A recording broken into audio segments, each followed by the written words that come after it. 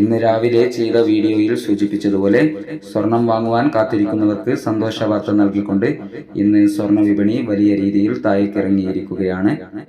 കഴിഞ്ഞ സെഷനിൽ സ്വർണ്ണവില പ്രഖ്യാപിക്കുമ്പോൾ അന്താരാഷ്ട്ര മാർക്കറ്റിൽ ഔൺസിന് $3226 പരിധിയിലായിരുന്ന സ്വർണ്ണവില ഇപ്പോൾ $3279 പരിധിയിലാണ് എത്തി നിൽക്കുന്നത്.